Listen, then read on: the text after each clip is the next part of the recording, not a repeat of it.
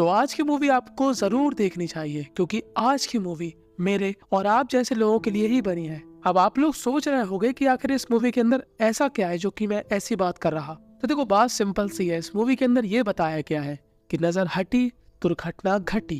तो देखिए, आज के समय में चरम सुख हर किसी को चाहिए, पर जब भी चरम सुख लेने चाहिए तीसरी टांग का मोजा जरूर ले चाहिए। और जिसको तीसरी टांग के मोजे का मतलब नहीं मालूम, वो हमेशा की तरह कमेंट में अपना डाउट क्लियर कर सकता है। हमारी जनता काफी समझदार है, आपको संतुष्टि पूर्वक जवाब मिल जाएगा। तो बिना समय गवाए डायरेक्ट करते हैं इस मूवी को स्टार्ट। तो मूवी स्टार्ट होती है जहाँ पर हमको एक लड़का और एक लड़की बेड पर एकदम थकी हुई अवस्था में दिखाई देते हैं। अब इन दोनों को ही इतनी थकान क्यों हो रही थी? क्योंकि पिछली ही रात को इन दोनों ने ही बिस्तर पर ताबड़तोड़ मेहनत करी। इस लड़की का नाम होता है सिंधु और इस लड़के का नाम होता है मणि। दोनों ही एक कॉलेज में पढ़ते हैं और दोनों एक दूसरे से काफी ज्यादा प्यार करते हैं। पर कुछ दिनों बाद सिंधु हमारी रोने वाली अवस्था में मणि के पास आती है। मणि पूछता है क्या हुआ? तो सिंधु कहती है कि जो हम बिस्तर पर इतनी बार मेहनत कर चुके हैं तो उसकी दिहाड़ी आ चुकी है। सिंपल शब्दों में कहा जाए तो मैं प्रेग्नेंट हूँ। और ये बात सुनकर मणि की आंखें सिकुड़ जाती है, गला सूख जाता है।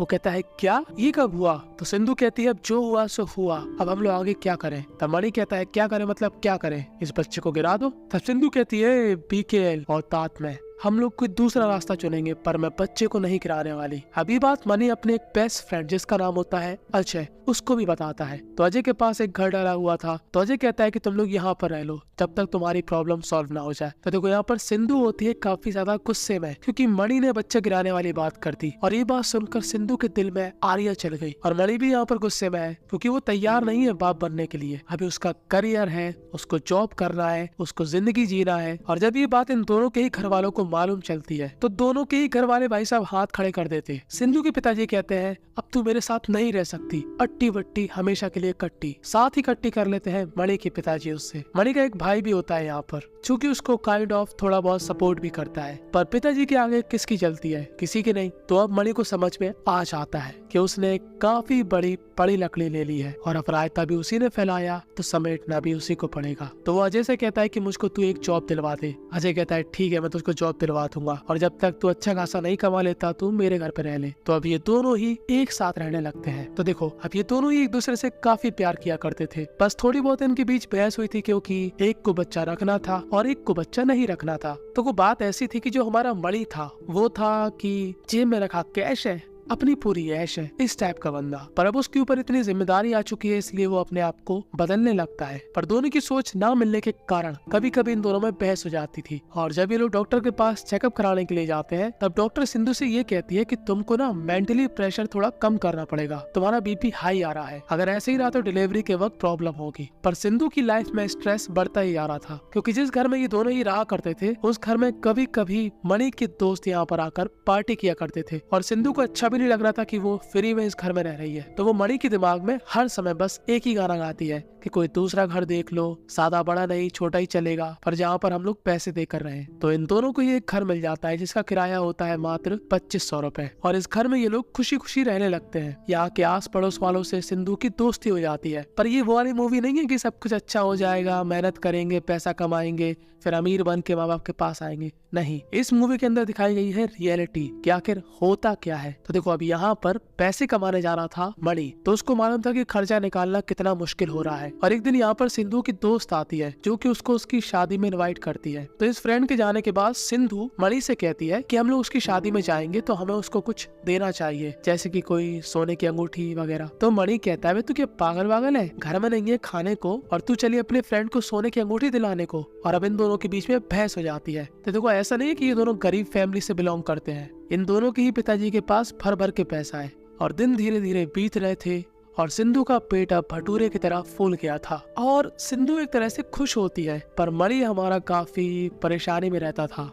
वो ऐसी जिंदगी कभी नहीं चाहता था जो कि वो इस समय जी रहा है। उसको ऐसा लग रहा था कि ये साला चरम सुख के चक्कर में उसकी जिंदगी के एन लग चुके हैं। और इसलिए अब सिंधु दारू वगैरह पीने लगता है। और जब वो दारू पी के घर जाता तब सिंधु के दिमाग का पारा हाई हो जाता और वो उससे कहती है कि तुम अपने बच्चे की कसम खाओ कि तुम अब कभी भी दारू नहीं पियोगे। मणि कहता है ठीक है नहीं पीऊंगा। पर मणि फिर से अगले दिन दारू पी के आ जाता है और चुपचाप से सो जाता है। सिंधु यहाँ पर रात में कुछ नहीं बोलती, वो इंतजार करती है अगली सुबह का। और जब होती है अगली सुबह तब इन दोनों के ही बीच एक एक्सट्रीम लेवल की आर्ग्यूमेंट हो जाती है और मणि के दिमाग में जितनी भी बातें भर रखी थी वो यहाँ पर सब बक देता है। वो कहता है तेरी वजह से ना मेरी जिंदगी नरक बन चुकी है, तेरे से कही थी मैंने कि ये बच्चा गिरा दे, पर नहीं, तेरे में चुल्ल थी कि नहीं मुझको बच्चा रखना है, अब रख, मुझे भी तूने अपने साथ घसीट लिया, मेरी भी जिंदगी झंड हो गई। और यही गुस्सा लेकर मणि चला जाता है अपने काम पर। और मणि के जाने के बाद सिंधु के बच्चे की थैली फट जाती है और वो फोन लगाती है मणि को। और मणि का गुस्सा तो नाक पे था, वो कहता है ये अपनी चाम उदाए, मैं इसका फोन नहीं उठाने वाला। कि अचानक से यहाँ पर सिंधु की पड़ोस की महिला आ जाती है और वो सिंधु की इस कंडीशन को देखकर एकदम से घबरा जाती है और काफी जल्दबाजी में ये लोग सिंधु को ले जाते हैं हॉस्पिटल। और हॉस्पिटल में सिंधु के पिताजी भी आ जाते हैं और वो काफी गुस्से में थे कि ये साले मणि ने मेरी बेटी की क्या हालत बना दी है। और जब मणि अपने घर आता है तब उसको मालूम चलता है कि यहाँ पर क्या हुआ। और वो जैसे ही हॉस्पिटल जाता है उसको दिखता है एक प्यारा सा बच्चा जो कि उसी का था, पर यहाँ पर आसपास सिंधु नहीं होती। और डॉक्टर कहते हैं कि सिंधु यहाँ से जा चुकी है इस बच्चे को छोड़कर। और अब मणि बेचारा और परेशान कि अब मैं अकेले इस बच्चे को कैसे संभालूंगा। पर इतनी बुरी कंडीशन में मणि के माँ बाप तक उसकी मदद नहीं करते। मतलब तुम्हारा खुद का बेटा जो कि तुम्हारे पोते को लेकर खड़ा है, पर तुम्हारे अंदर ईगो है, ना फादर बाहर जाएंगे ना माता जी को जाने देंगे। और मणि ये मान लेता है कि आज के बाद से सिंधु के साथ साथ मेरे माता पिता भी मेरे काफी बड़े दुश्मन है। अब बगल में बच्चा है और मणि को समझ में नहीं आ रहा कि वो क्या करे। और वो पिए हुए था तो वो लेता है काफी चूतिया डिसीजन। वो यहाँ पर अपने बेटे को अनाथालय में दे देता है और कहता है कि ये मुझे कचड़े के पास से मिला था। कि तभी आधी रास्ते में उसका दिल पिघल जाता है और वो वापसी जाता है और अपने बच्चे को वापस अपने पास ले लेता है। और वो अनाथालय के इस हेड को अपनी समस्या बताता है। तो ये लोग कहते हैं कि तुम चिंता मत करो, हम लोगों से जितना बनेगा हम लोग तुम्हारी हेल्प करेंगे। और जब मणि ये बात अजय को बताता है कि उसने आज क्या किया, तब अजय उस पर काफी गुस्सा होता है। वो कहता है कि अब से तू मेरे ही घर में रहेगा। तो मणि कहता है भाई प्लीज तू 3 साल तक शादी मत करना, हम दोनों मिलकर इस बच्चे की केयर करेंगे। तो अजय कहता है ये बढ़िया है, खुद तो तूने एंजॉय कर लिया लाइफ में, पर तू ये नहीं चाहता कि मैं एंजॉय करूं। वाह। खैर अजय मजाक में ऐसा कह रहा था। दरअसल अगर दुनिया में अजय जैसे दोस्त होए तो जिंदगी क्या ही बढ़िया हो जाएगी। ये बंदा मणि की हर समय हेल्प करता, मतलब हर समय, छोटी से छोटी लेकर बड़ी से बड़ी हेल्प तक, कुछ भी इससे करवा लो। और अब ये दोनों ही मिलकर इस बच्चे को बड़ा करने लगते हैं। पहले थोड़ी बहुत प्रॉब्लम आ रही थी, पर बाद में मणि इस चीज का आदी हो चुका है और उसको अब अच्छा लग रहा है कि वो अपने बेटे को बड़ा कर रहा। और ऐसे ही बीत जाते हैं 4 साल और मणि के बेटे का नाम होता है आदित्य। ये नाम सिंधु और मणि ने मिलकर सोचा था कि अगर बेटी हुई तो आदित्य नाम रखेंगे और अगर बेटा हुआ तो नाम रखेंगे आदित्य। खैर अब मणि को चाहिए एक काफी अच्छी जॉब ताकि वो अपने बेटे की आगे की पढ़ाई काफी अच्छी तरीके से करवा पाए। और मणि का बेटा आदित्य काफी समझदार होता है। वो कहता है कि आप मुझे सरकारी स्कूल में क्यों नहीं डालते, वो भी तो अच्छे होते हैं। और कभी भी आदित्य अपने पापा से अपनी माँ के बारे में नहीं पूछता था क्योंकि वो जानता था कि पापा मम्मी से नफरत करते हैं। खैर जिस जॉब के लिए मणि ने अप्लाई किया था वो जॉब उसको नहीं मिल पाती और वो काफी गुस्से में आ जाता है। और जब वो स्कूल जाता है अपने बेटे को लेने, तब उसको मालूम चलता है कि उसके बेटे को स्कूल के किसी लड़के ने मारा। और उस लड़के के पिताजी से मणि की बहस हो जाती और ये आदमी मणि की कंप्लेन कर देता। कि तभी आदित्य की शक्ल देखकर ये आदमी अपनी कंप्लेन वापस ले लेता है। अब मणि उसको अपनी पूरी समस्या बताता है कि उसकी लाइफ में काफी स्ट्रेस चल रहा है इस समय। तो ये आदमी कहता है कि तुम चिंता मत करो, मैं एक जगह तुम्हारी सिफारिश करूंगा और शायद तुमको जॉब मिल जाएगी। तो जब मणि उस जॉब के इंटरव्यू के लिए जाता है तो यहाँ पर मणि को जॉब मिल जाती है और एक सीनियर पोस्ट में। पर जैसे ही मणि ऑफिस जाता है उसकी सीनियर पता कौन होती है? सिंधु। सिंधु भी यहाँ पर काम करती है और ये दोनों ही एक दूसरे को देखकर काफी गुस्से में आ जाते हैं। अब मणि ये जॉब नहीं करना चाहता था पर उसके पास कोई और ऑप्शन भी नहीं था, तो वो यहाँ पर जॉब करने लगता है। और उसके अंडर में होते हैं ये 5 लोग, जिनमें से ये एक आदमी सिंधु को लाइक करता है और उसको मालूम ही नहीं है कि सिंधु दरअसल मणि की गर्लफ्रेंड थी पहले। और इस आदमी को हम बुलाएंगे मंडू। मणि की जूनियर एक और लड़की होती है जिसको हम बुलाएंगे पल्लवी। और एक बार पल्लवी से ऑफिस में गलती हो जाती है, उसने गलती से पेमेंट किसी और के खाते में कर दिया था। पर मणि इस चीज को संभाल लेता है और उसको इस प्रॉब्लम से बचा लेता है। जिसके बाद पल्लवी हो जाती है मणि पर फिदा और वो लोग यहाँ पर डिनर करते हैं। कि तभी मणि को लगती है बाथरूम और मणि कहता है कि ये ट्रीट मेरी तरफ से, ये रहा मेरा पर्स, तुम इससे पैसे दे देना, मैं बाथरूम करके आता हूँ। पर जैसे ही पल्लवी मणि का पर्स खोलती है वो क्या देखती है कि मणि के पर्स में सिंधु और उसकी काफी पुरानी फोटो थी। और अब वो समझ जाती है कि ये दोनों ही एक दूसरे को देखकर काफी गुस्से में क्यों रहा करते थे। कुछ ना कुछ इन दोनों के बीच में हुआ था और पल्लवी ये डाउट क्लियर करती है अजय से, और अजय यहाँ पर सिंधु और मणि की पूरी कहानी उसको बता देता है। और अब मणि के जूनियर कोशिश करते हैं कि ये दोनों वापस से मिल जाएं, पर साथ ही साथ हमारे मंडू का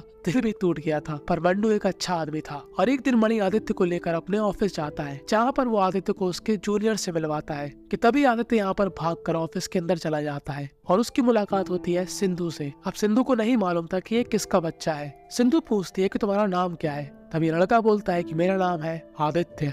सिंधु को थोड़ा बहुत शौक लगता है और अब सिंधु पूछती है कि अच्छा तुम्हारे पिता कौन है। तब आदित्य बोलता है कि मेरे पिता का नाम है मणि। और ये बात सुनकर सिंधु पूरी तरीके से सदमे में आ जाती है और वो फोन लगाती है अपने पिताजी को, जहाँ पर उसके पिताजी उससे कहते हैं सॉरी। जी हाँ, क्योंकि पास्ट में उस हॉस्पिटल के अंदर हुआ कुछ ऐसा था कि डॉक्टर को पैसे खिलाकर सिंधु के पिताजी ने सिंधु को ये खबर दिलवाई कि उसका बच्चा इस दुनिया में नहीं रहा। और सिंधु को ऐसा लगा कि ये सारी परेशानी हो रही है मणि की वजह से, क्योंकि उसको ऐसा लग रहा था कि मणि था जो कि केयरलेस था, तभी तो उसका बच्चा इस दुनिया में नहीं आ पाया, इसलिए वो मणि की शक्ल तक नहीं देखना चाहती थी। पर अब उसको मालूम चल चुकी है सच्चाई और वो रोते बिलखते हुए जाती है सीधा मणि के पास। मणि कहता है कि अब ये नौटंकी क्यों, पर आखिरकार सिंधु सच्चाई बता देती है कि मेरे पिताजी ने मेरे से झूठ बोला था कि वो बच्चा इस दुनिया में नहीं रहा, जिसके बाद मैं काफी दुखी रहती थी और मन के अंदर हमेशा तुमको ही गाली दिया करती थी, पर तुम तो पुरुष नहीं महापुरुष निकले,